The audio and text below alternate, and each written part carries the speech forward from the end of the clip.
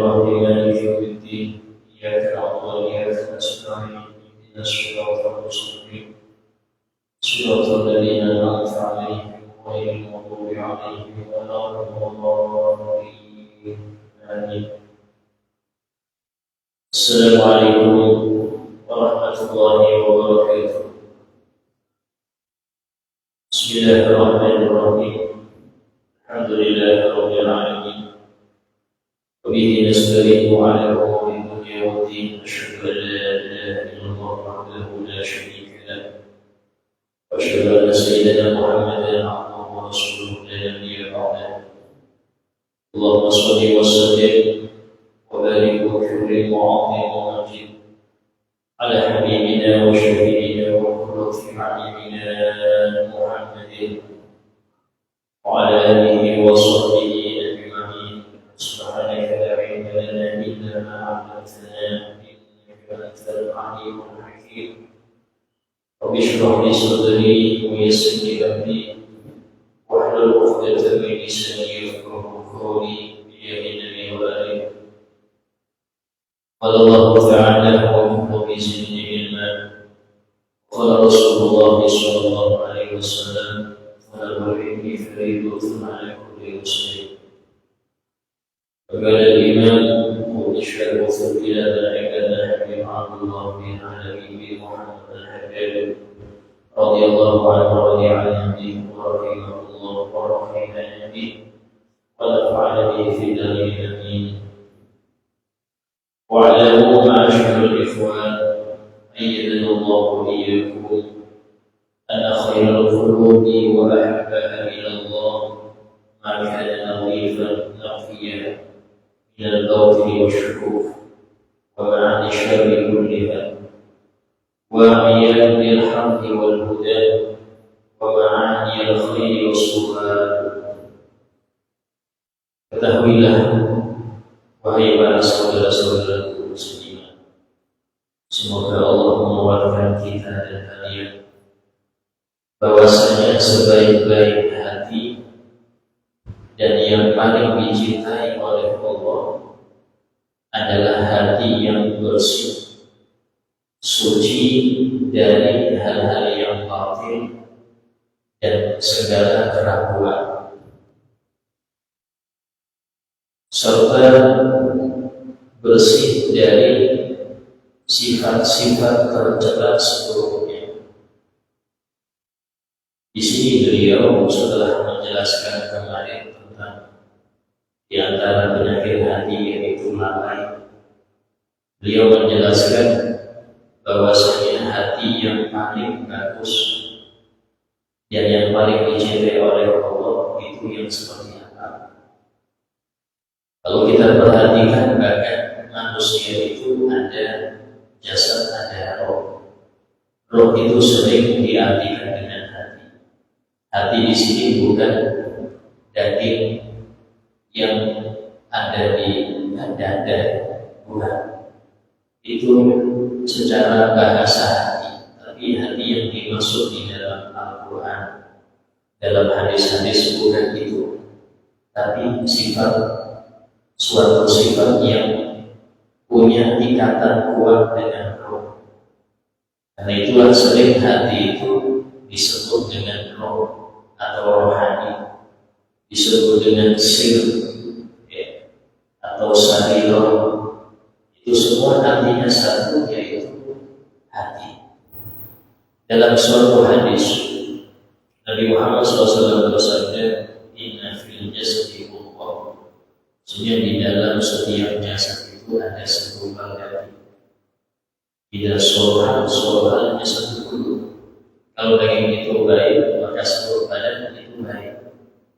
Daging di sini bukan hati, bukan hati yang kalau kata orang ahli biologi itu penyakit racun. Banyak orang hatinya bagus, nggak penyakitan, tapi masih terus. Hatinya bagus, nggak ada penyakitnya, nggak kena liver, nggak kena, cuma masih terus. Bukan hati itu yang dimaksud. Nabi memang menyebutkan hati itu daging, tapi yang dimaksud bukan itu. Yang dimaksud itu bentuk sifat. Sifat itu beda dengan roh. Kalau roh itu baik, kalau secara bahasa gampangnya, roh itu baik, maka seluruh anggota badan baik. Lisan baik, mata memandang yang baik, telinga mendengar yang baik, tangan gak pernah dolimi orang, kaki gak pernah melanggar kepada tempat-tempat yang buruk. Kenapa? Rohnya baik. Tapi kalau rohnya busuk, maka semua jadi buruk. Karena roh itu rajanya, sementara badan itu tunggangan. Roh itu bisa sampai kepada Allah, harus ada yang ditunggangi, namanya jasad. Roh gak bisa sholat sendiri, karena yang diwajibkan sholat itu jasad yang ada rohnya. Sehingga jasad itu harus bisa patuh dengan roh. Kalau nggak patuh dia jasad yang liar, berarti nafsunya lebih dominan daripada rohnya. Karena itulah Allah mensifati nafsu itu ketika liarnya itu dengan ammarah bisu, nafsu yang sering menyuruh kepada keburukan. Sehingga tugas daripada orang yang punya roh dan jasad ini, dia harus bisa mendudukkan jasadnya untuk turun ke syariat. Kalau sudah turun, bisa mengantarkan roh menuju Baitul Ta'ala. Kuda yang liar nggak bisa mengantarkan pemiliknya ke tempat yang dia inginkan. Dijinakkan dulu itu kuda. Dengan apa menjinakkannya? Karena dibuat lapar. Karena itulah sesuatu yang paling cepat untuk menjinakkan nafsu itu puasa. Orang kalau sering puasa, nafsunya turun.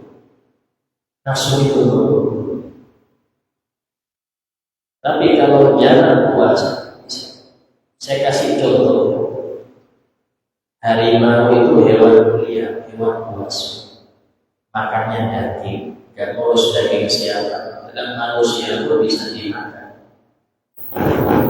Tapi mengapa di sirkus-sirkus itu harimau patuh? Suruh naik kursi mau, suruh lompat ke lingkaran api mau, suruh nari mau. Kok bisa hewan buas turun? Itu dibuat lapar. Jadi kasih makan 2 hari 3 hari sampai dia turun, baru kasih secuil daging. Kalau nggak turun dikasih sampai dia patuh.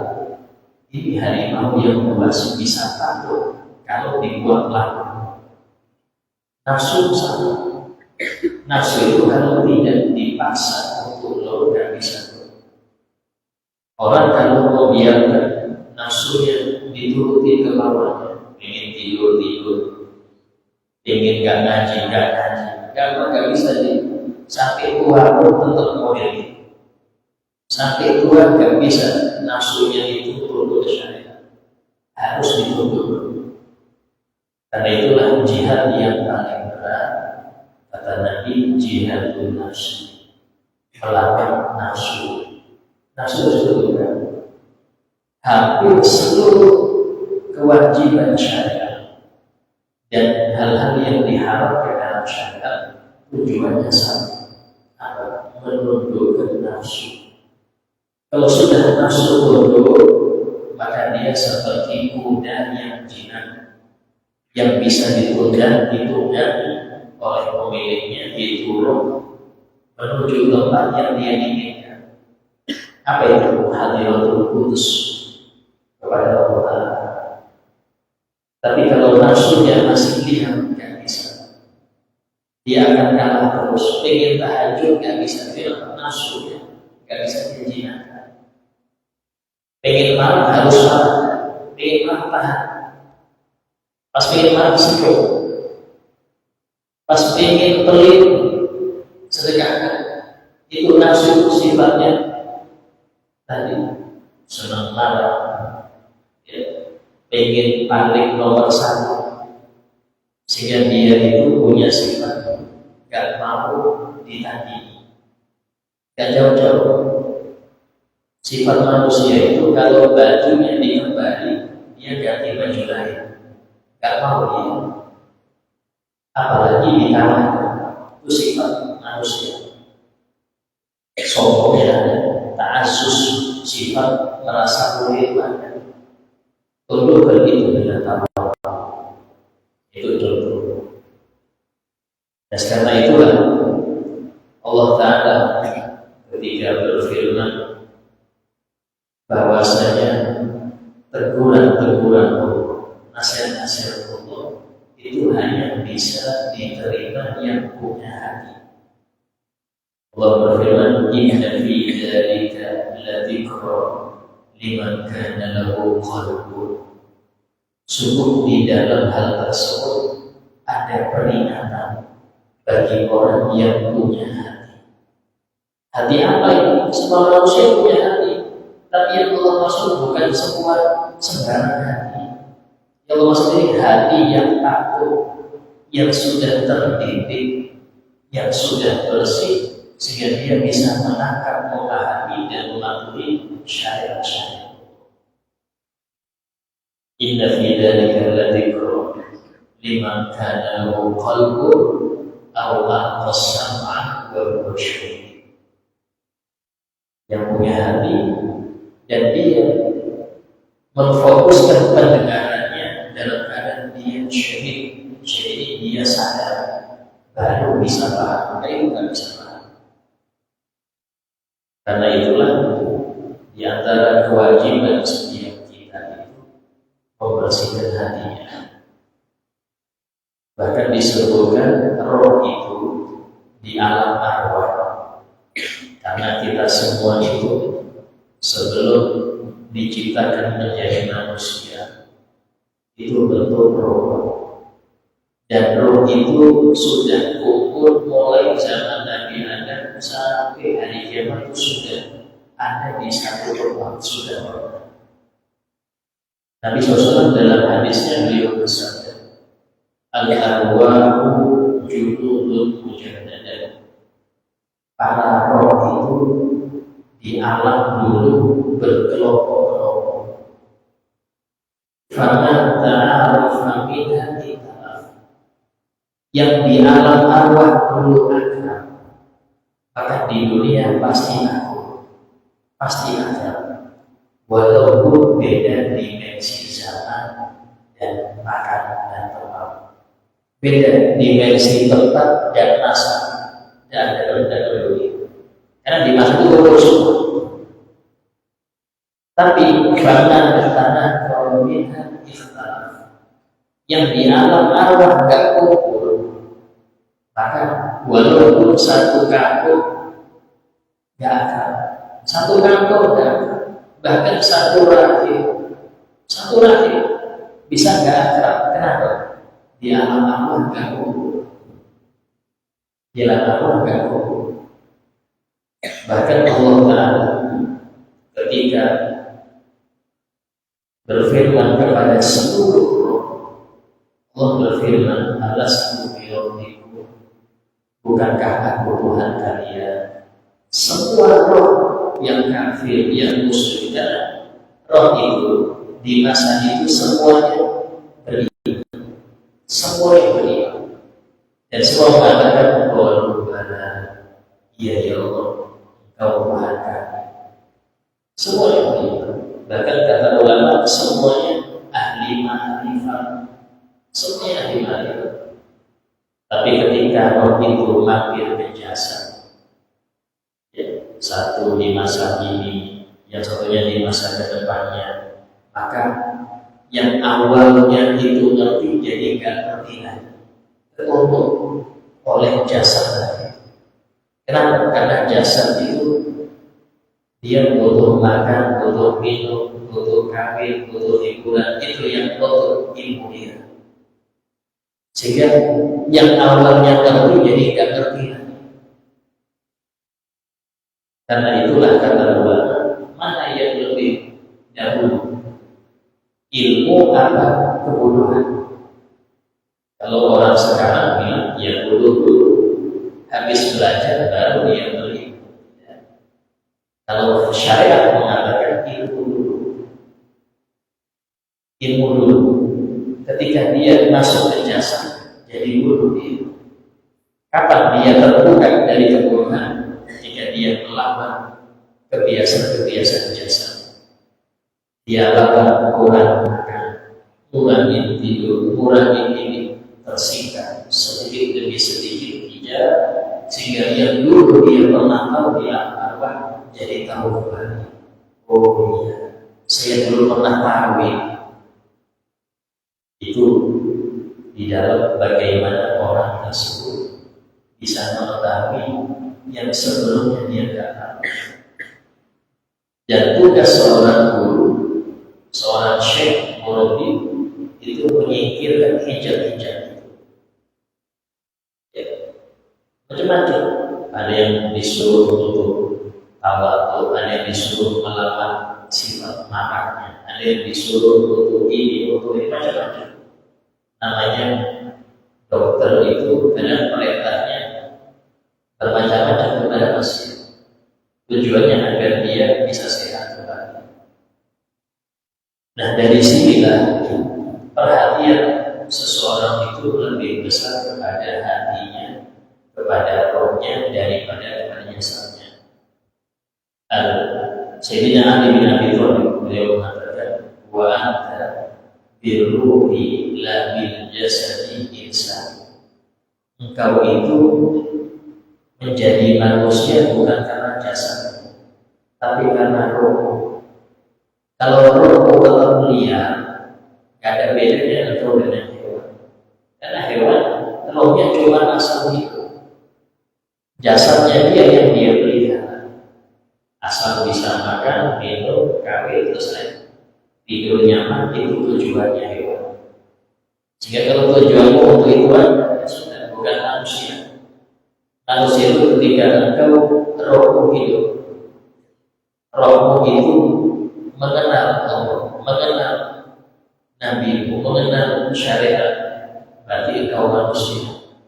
Kalau belum itu Anda belum manusia. Ini kata Sayyidina Ali itu. Sehingga beliau alhamdulillah mengatakan sebaik-baik hati dan hati yang paling dicintai oleh Allah adalah hati yang bersih, yang suci dari kebatilan. Apa itu berarti? Kesyirikan. Syirik itu maksiat terbesar yang gak mungkin bisa diampuni oleh Allah. Inna Allah la yaghfiru an yushraka bihi. Allah tidak akan mengampuni dosa dia disebutkan. Wa yaghfiru ma duna dzalik, dan Allah akan mengampuni dosa-dosa selain syirik liman yasha, bagi yang Allah kehendaki. Kalau nggak kehendaki ya nggak diampuni.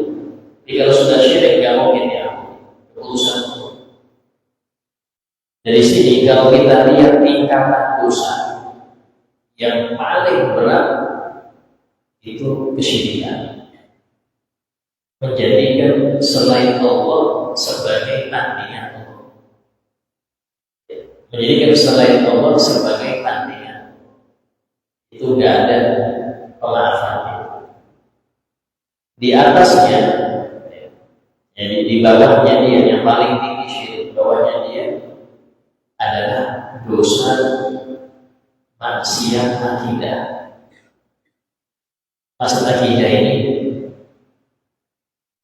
keyakinan yang melenceng dari yang benar. Itu namanya maksiat akidah. Karena akidah itu nggak boleh berbeda. Kalau fikih boleh berbeda. Dan itulah dalam Islam diakui perbedaan mazhab dalam fikih. Ada 4: Maliki, Hambali, Syafi'i, Hanafi. dan semuanya benar, semuanya benar. Dalam fikih boleh, tapi kalau dalam akidah nggak boleh. Harus satu. Kalau keluar dari yang terbanyak berarti melenceng. Mana yang paling benar Ustaz? Bukan yang paling benar. Yang benar yang mana? Yang paling banyak di seluruh dunia. Ciri-ciri daripada akidah yang benar itu. Setiap masa dia yang dominan, yang paling banyak. Sehingga kita tahu mana yang terbanyak. Itu sudah yang benar. Yang kerujuk-kerujuk itu melenceng. Karena itulah dalam hal ini Ahlussunnah wal Jamaah itu semua zaman sahabat sampai sekarang itu yang paling banyak. Silakan dicek Anda ngecek di Google, silakan di mana. Islam yang terbanyak pengaruhnya di dalam akidah itu Ahlussunnah. Sehingga kalau keluar dari itu berarti melenceng. Sehingga masuk akidah itu kenapa menduduki nomor 2 setelah syirik? Karena kalau orang sudah kena penyakit salah akidah, sulit mengobatinya. Kenapa? Penyebabnya salah. Lalu kemudian setelah maksiat akidah ke maksiat hati, sombong, cinta dunia, hasud, itu penyakit semua. Itu berat, itu cuma tingkatannya masih di bawah akidah yang melenceng. Habis maksiat hati baru al-kabair, maksiat besar, dosa-dosa besar, zina, minum khamr, judi, itu setelahnya. Dosa lebih besar hasud, ya, karena hasud itu dosanya 1 hari 24 jam. Orang zina paling setengah jam selesai. Minum khamr paling sampai leher gak minum lagi. Tapi kalau hasud 1 hari 24 jam. Orang sombong bisa tiap detik dia merasa sombong, dosanya maju. Dan dia bertasbih astagfirullah, tapi hatinya merasa paling lulus. Ini apa bisa tobat? Lisan beristighfar, tapi maksiat terus terus. Dosa hati di situ. Dosa besar itu parah, cuma masih di bawahnya maksiat hati. Baru kemudian yang paling bawah maksiat kecil. Itu dosa-dosa yang tidak termasuk dosa besar. Ya. Karena itulah kalau kita perhatikan mana yang paling berat, maksiat badan atau maksiat hati? Yang paling berat maksiat hati. Paling berat. Bahkan syirik itu masuk maksiat hati. Kufur itu tidak percaya dengan Allah, itu maksiat hati, bukan maksiat badan. Bukan dia maksiat hati.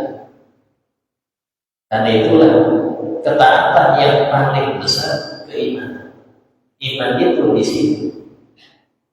Ketaatan yang paling besar itu iman. Bukan sholat, bukan haji, bukan, tapi iman. Sehingga orang yang sholat, haji, nggak beriman, sia-sia. Sia-sia. Percuma dia sholat atau zakat atau puasa, kalau nggak beriman, percuma. Sehingga setiap Allah memerintahkan kita dalam Al-Quran atau hendak melarang sesuatu, pasti Allah mulai dengan ya ayyuhalladzina, wahai orang-orang yang beriman. Karena iman itu patokannya. Orang bisa mengerjakan yang wajib tanpa ada orang yang diam, karena dia beriman ada surga. Dia beriman ada Allah yang mewajibkan, ada malaikat yang menulis amal. Dia beriman. Kenapa orang nggak maksiat walaupun sendiri? Karena dia beriman. Coba gak beriman, dia pas ada orang gak berani maksiat. Pas sepi maksiat itu berarti imannya tipis. Sehingga masalah iman itu tolong ukurnya.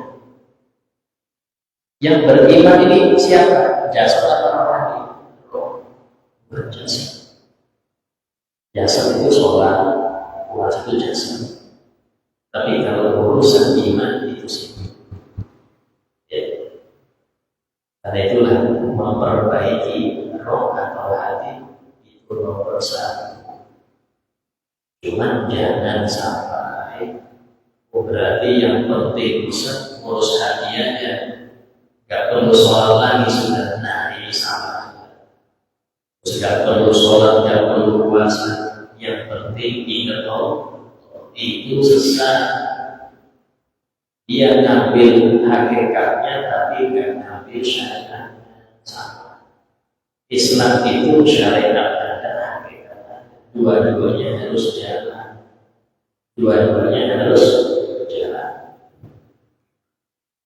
Karena itulah dikatakan di sini hati yang paling dicari oleh Allah adalah hati yang bersih dari kebatilan.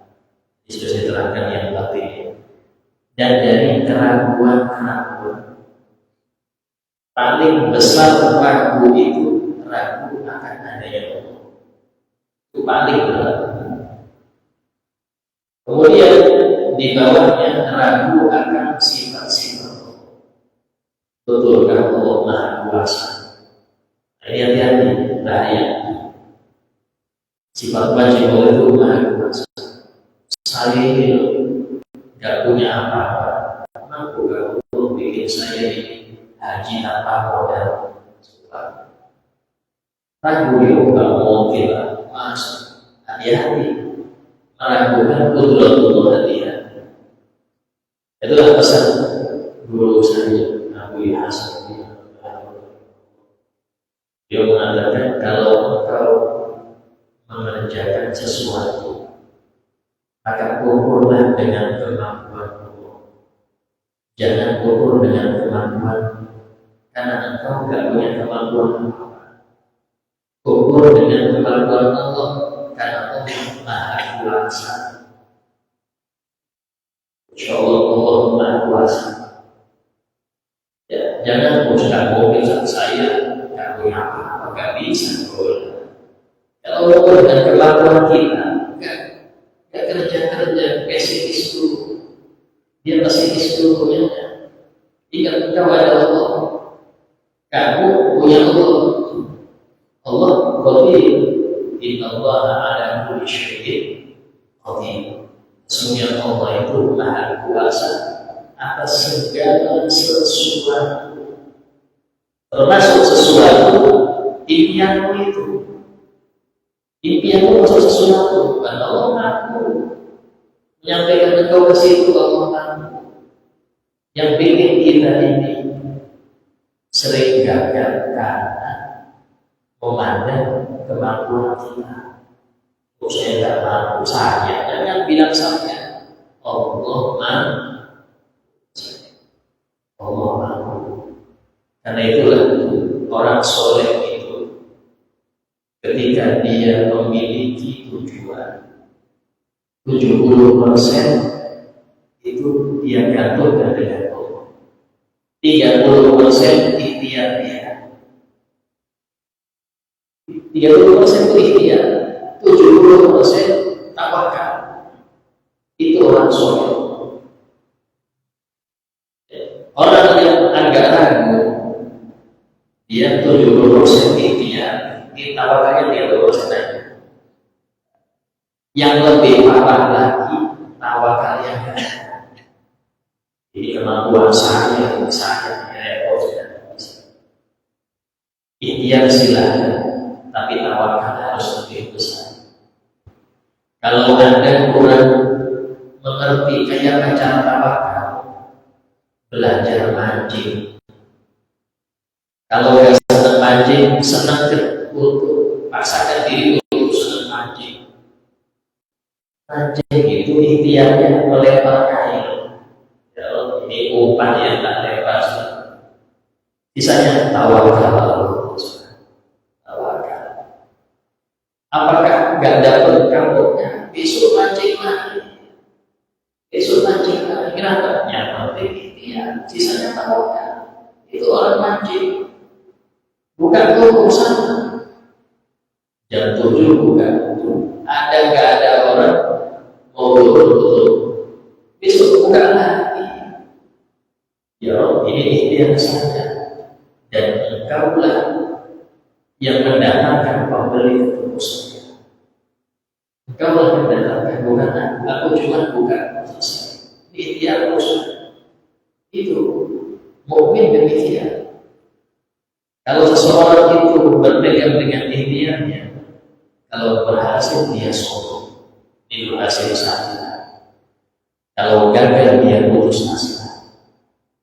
Tapi kalau bergantung dengan Allah, berhasil ini dari Allah saja. Kalau gagal dia putus asa, sudah keputusan Allah. Saya cuma ikhtiar, finalnya Allah Taala. Itu orang mukmin seperti itu. Termasuk daripada keraguan itu ragu akan rezeki. Ragu akan rezeki itu dari Allah, itu jangan. Ini termasuk daripada hati yang belum bersih.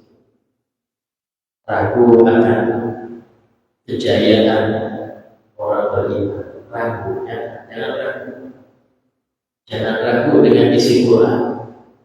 Jangan ragu dengan isi hadis. Kenapa? Karena keraguan itu bikin hati Anda kotor. Wa ma'asyarullah, dan seluruh sifat-sifat keburukan itu hati bersih dari hal tersebut. Dari hasud. Orang hasud itu, kenapa orang bisa hasud? Karena dia kurang mengerti bahwasanya pembagian Allah itu terserah Allah. Allah berfirman bahwa ayuksibuna ahum yuksibuna rahmat. Apakah mereka membagi rahmat Tuhan? Nah, berkosana bainahum ma'isyatahum fid dunya. Allah kami yang membagi nafkah dunia itu kami, bukan mereka. Dari sini orang yang hasud itu yang gak senang nikmat pada temannya itu ada. Itu kaya-kaya dia bilang, ya Allah, kau salah ngasih Tuhan, harusnya saya. Salah kau yang mau ngasih bulan itu, harusnya ke saya ngasihnya. Itu hasud. Sedangkan dia bilang, Allah salah nih ngaturnya. Kayak gitu ngaturnya. Hati-hati Pak. Sombong, ya, benci kepada sesama muslim, itu semua adalah hal-hal yang gak boleh ada di hati seorang muslim. Kalau masih ada, jangan sampai Anda wafat bawa penyakit itu. Berat ya. Berat. Usahakan sebelum wafat bersih. Mungkin sekarang ada karena dalam kehidupannya ada persaingan dalam berdagang, persaingan di dalam bekerja. Mungkin ada sikut-sikutan di situ, ada ini. Tapi itu hilang. Tidak akan gunanya, tidak akan. Yang dilahirkan berbuda, hati yang dicintai oleh Allah, hati yang dia memahami kebenaran, memahami petunjuk. Sebutkan ketika turun ayat wa ta'iyaha udhulun wa'iyah, dan memahami hal-hal dimudai Allah, telinga-telinga yang pandai memahami. Ketika turun ayat itu, Nabi bersabda kepada Sayyidina Ali, arju an takuna udunan ya Ali. Aku mengharap telinga itu ada telinga kau. Tuduhan Nabi, karena itulah Sayyidina Ali itu yang paling zuhud di antara sahabat, yang paling zuhud Sayyidina Ali. Yang paling berani Sayyidina Ali. Bahkan ketika Rasulullah itu menyuruh Sayyidina Ali menggantikan beliau di tempat tidurnya, waktu itu Nabi itu bisa ibaratkan yang bisa memenggal kepala Nabi dapat 100 orang. Tapi yang Nabi itu Sayyidina Ali takut, bahkan suruh tutup kepalanya dengan selimut. Takut. Kenapa? Yakin. Jadi kalau kita apa nggak bisa. Walaupun guru nggak mau saya, disuruh menggantikan. Kalau nggak berani, kenapa berani? Karena memahami Al-Quran, memahami syariat, bahwasanya yang menolong agama Allah pasti itu. Intan surullah yang suruh itu sudah janji Allah. Jika kalian membantu agama Allah, pasti Allah akan membantu kalian. Insya Allah kita bahas hadis-hadis tentang hati, ya, macam-macam hati itu ada berbagai macam. Alhamdulillah fil qulub bismillahirrahmanirrahim tahil qulub subhanallah wa ta'ala jari waladina sayyidina Muhammad sallallahu alaihi wasallam al-Fatihah.